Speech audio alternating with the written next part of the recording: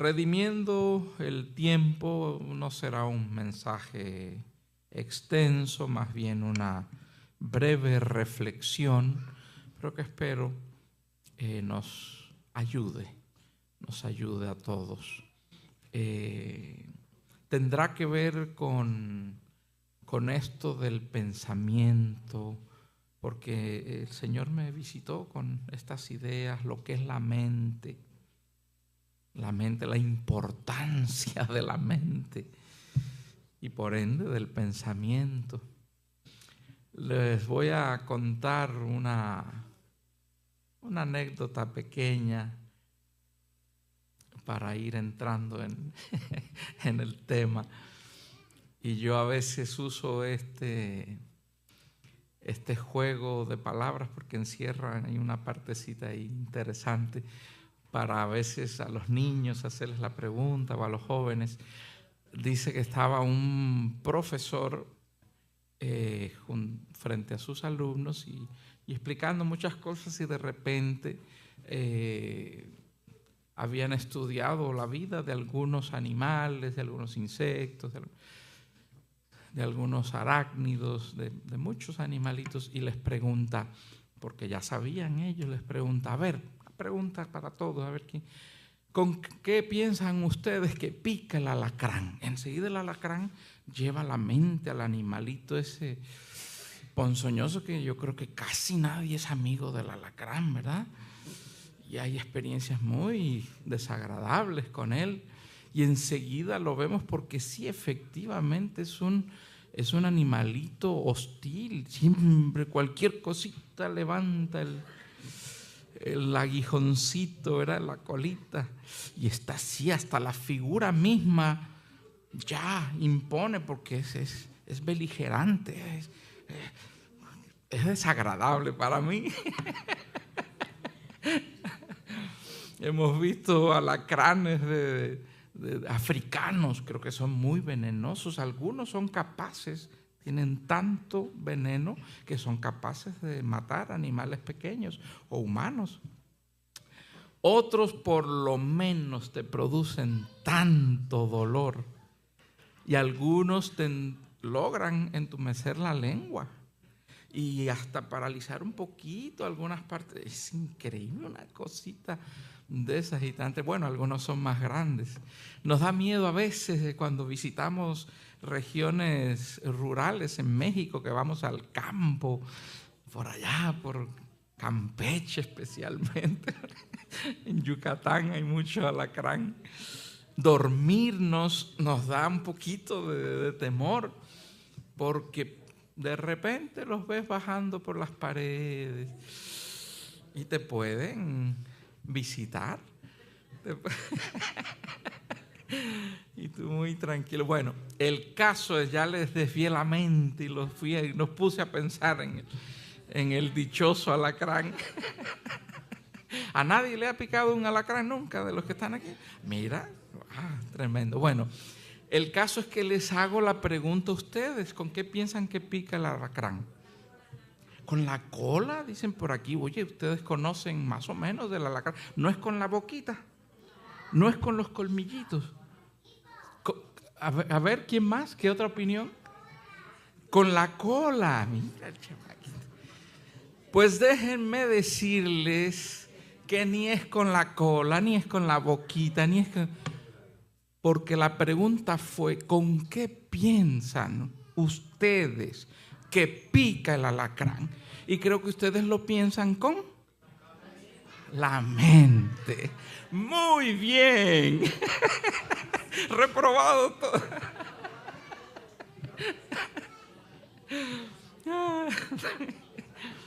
¿Con qué piensan que pique el alacrán? Y enseguida pensamos que es con la mente. Y vamos a hablar de la mente y de la importancia de los pensamientos. Dijo un filósofo muy renombrado, francés, René Descartes, famosísimo. Y esa frase pues queda para la historia. Pienso, luego existo. con esas palabras que, bueno, son parte de un tratado filosófico importante, nos da a entender la importancia del pensamiento. O sea, que el pensamiento confirma algo tan importante como la misma existencia. Pienso, luego existo. De ahí han salido otros comentarios y otras frases parecidas. Pero qué importante está, ¿verdad? Lo que es pensar. El pensamiento nos define.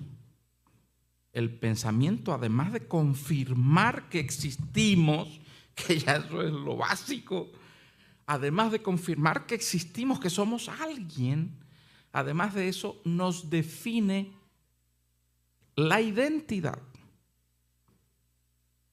De acuerdo a cómo pensamos, actuamos, y de acuerdo a cómo actuamos, formamos nuestra personalidad, nuestro carácter, y entonces así nos damos a conocer a los que nos rodean. Realmente ahora se ha hecho muy famosa esta frase de somos lo que comemos y somos lo que no sé qué, y somos un montón de... Pero realmente somos lo que pensamos. Primeramente, de ahí parte todo, del pensamiento. Eres lo que piensas. Increíble. Define tus acciones y tu carácter, tu forma de pensar. Y de ahí que debemos preocuparnos mucho, muchísimo, porque a veces nuestros pensamientos no son muy buenos. Nuestra forma de pensar a veces no es la mejor, o naturalmente no lo es nunca. Fíjense, hay una descripción en la palabra de Dios casi al principio, donde nos describe casi que hasta nos da miedo esa descripción.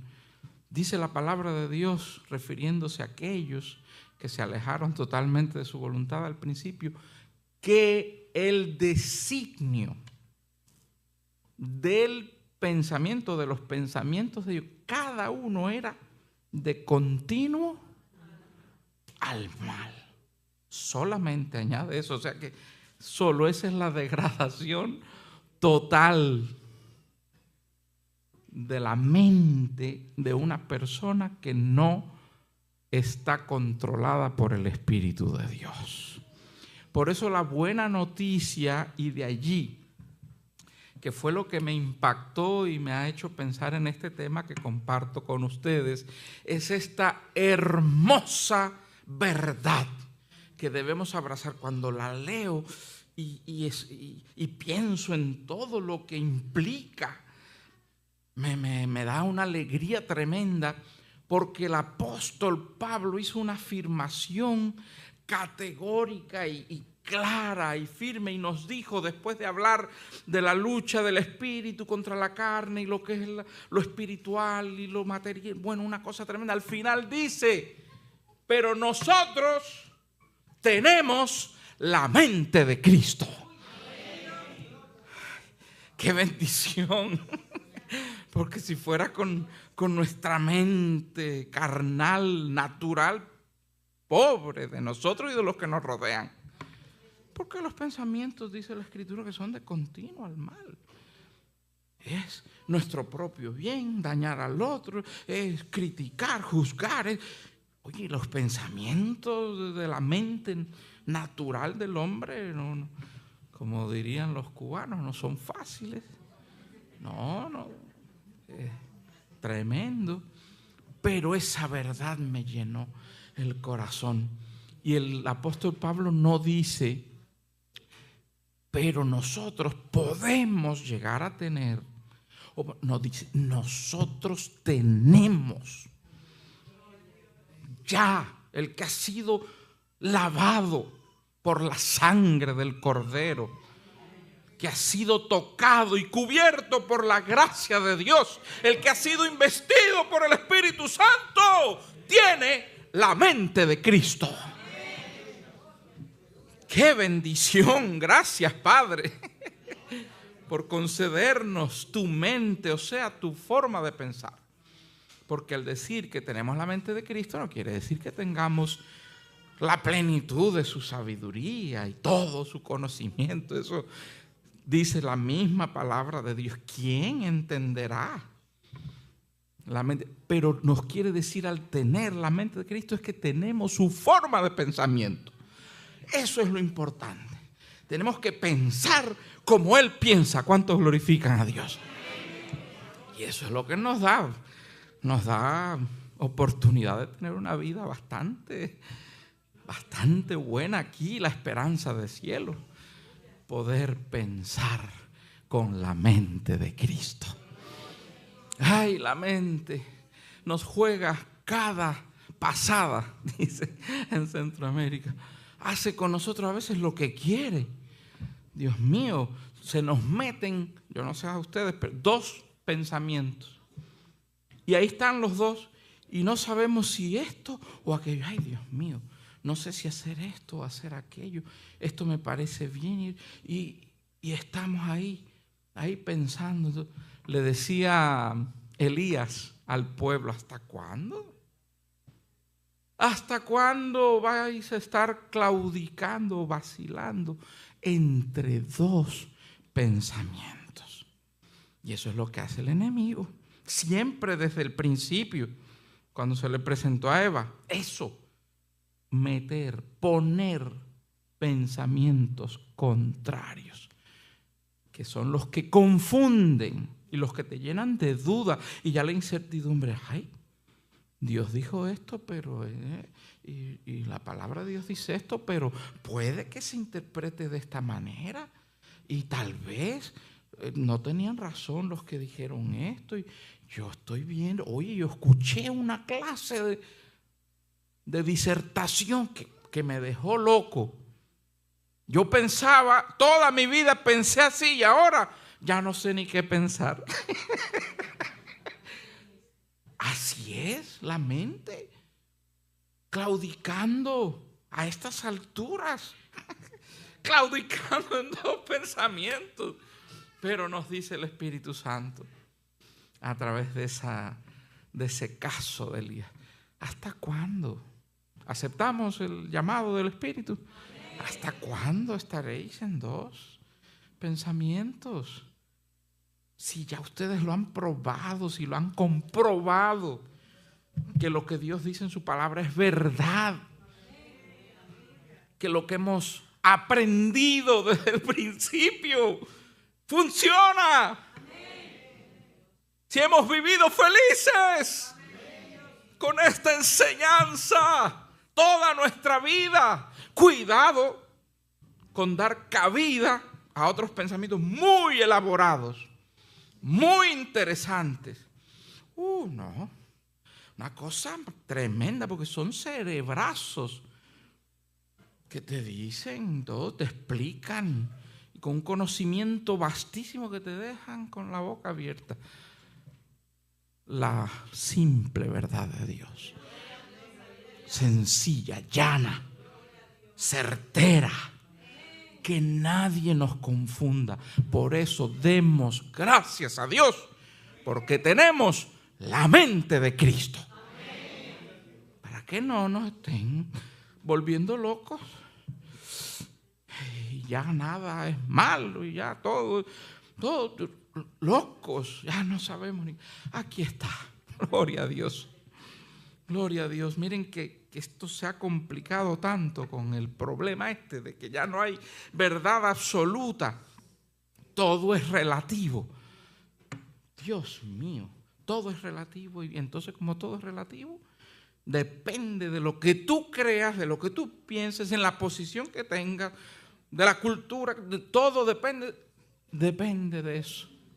No, el Señor tenga misericordia. Tenemos la mente de Cristo, que es lo que nos ayuda a saber que su palabra es verdad.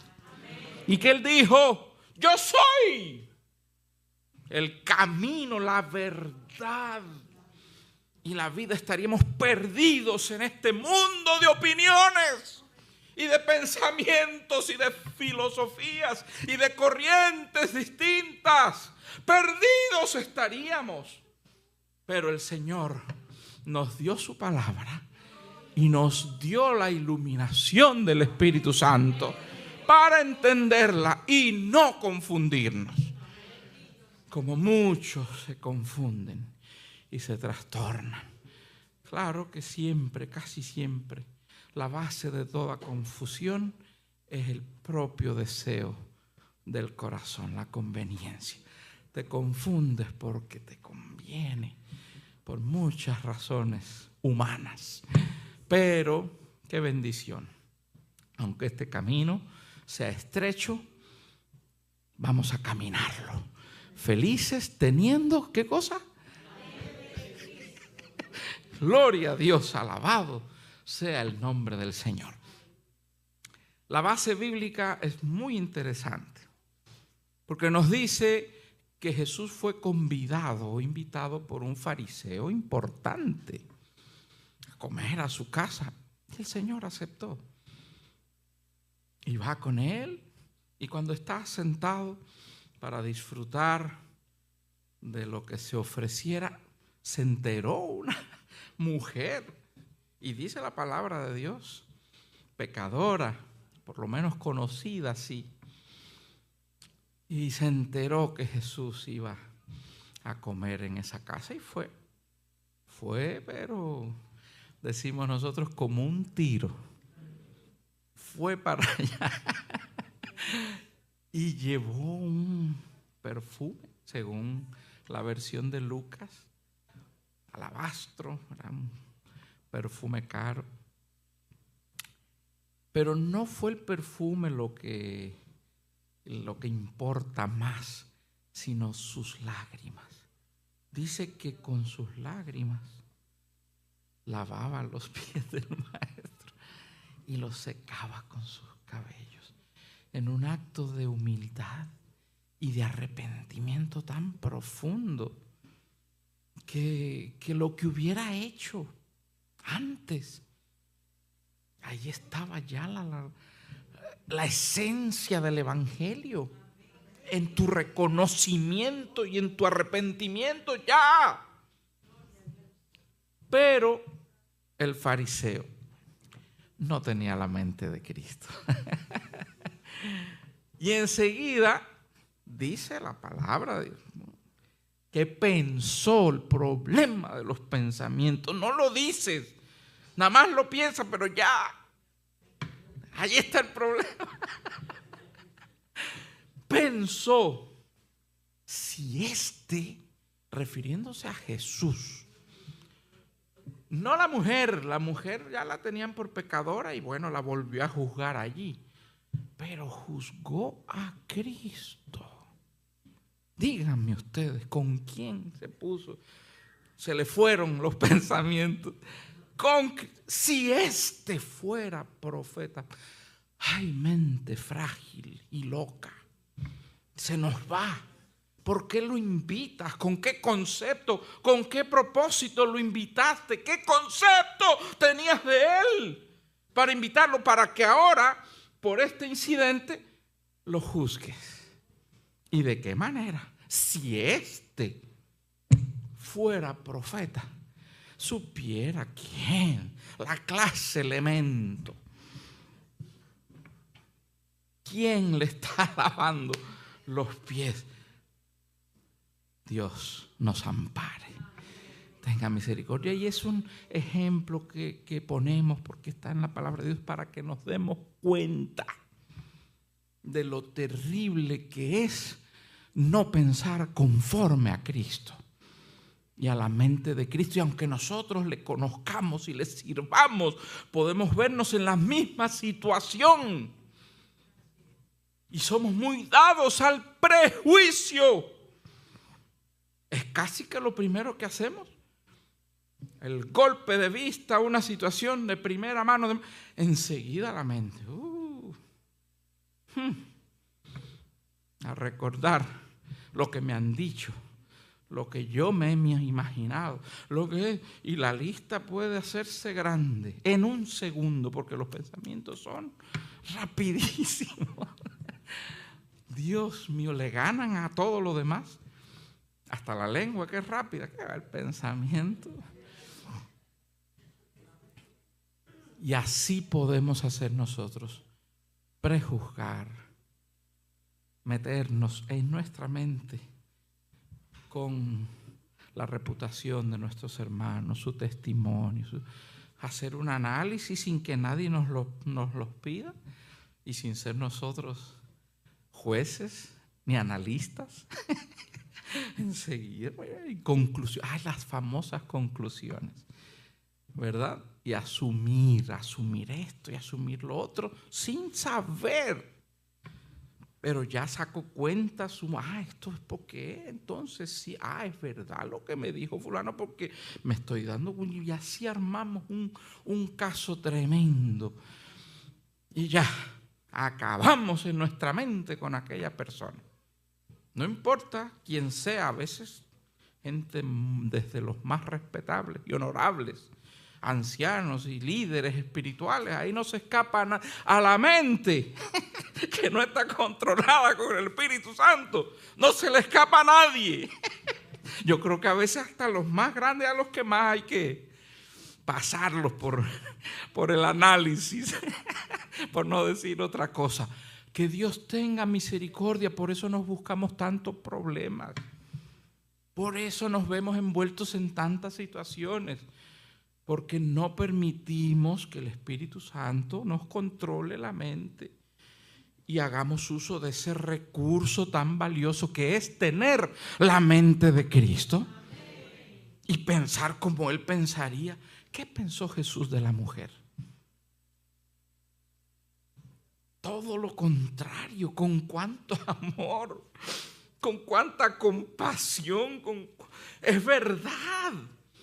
Si había pecado, ciertísimo, pero lo que el Señor estaba contemplando y pensando con esa mente divina era su arrepentimiento, su dolor, su búsqueda. Él sabía lo que le había llevado inclusive a la vida que tuvo que llevar. Él conocía sus procesos, que a veces nosotros no los conocemos. Y después que despotricamos y nos lanzamos, decimos, si me hubiera dicho a alguien, yo hubiera comprendido, pero yo no sabía que esta persona. No tienes que saberlo. Precisamente la bondad y la compasión radican en eso. Que aunque no sepas todas las cosas, comprendas, empatices, veas con ojos de amor y de bondad a todos tus hermanos. Y eso nos hace tanto bien, ¿verdad? Y nos quita cargas, porque después que pensamos cosas, y si llegamos a hablarlas, pues ya. Ahí sí fue ya son cargas que vas a llevar en el alma. Líbrate de todo eso. Que tu pensamiento sea el pensamiento de Cristo, lleno de bondad, de perdón, de comprensión, de ternura, pensando en la gracia de Cristo en tu vida. Porque la lista es larga si vemos hacia nosotros mismos. Cuidado. Pues piensa en eso. Piensa en lo que Dios ha hecho contigo. Piensa en la paciencia que Dios te ha tenido. Piensa en la transformación maravillosa. Piensa en dónde estaría si no fuera por su gracia. Y lo que sería de ti. Eso nos ayuda tanto. Ese es el pensamiento correcto. Como dice el mismo apóstol, pensar en lo bueno, en la alabanza, en la virtud, si hay virtud alguna, en eso pensad. ¿Cuántos glorifican a Dios? En lo bueno. ¿Por qué gastar tiempo y dejar que nuestra mente divague por rato y rato en pensamientos no buenos? No solo acerca de los demás en cuanto al juicio, sino cosas que no nos convienen, que no nos hacen bien. Cosas que le agradan a la carne y te complacen en estarlas pensando y pensando. No, elimina todo pensamiento contrario a la buena voluntad de Dios. Y piensa correctamente. Bendito es el nombre de Dios. Yo creo que es una reflexión que nos puede ayudar a todos, ¿verdad? Ya estamos concluyendo, porque el tema es hermoso, pero no queremos abusar. No quiero que se me escape alguna cosa importante. Pero ya terminando, vemos el cuadro en general, las descripciones que hace a través de toda la Biblia o se encuentran en la palabra de Dios sobre los pensamientos del hombre.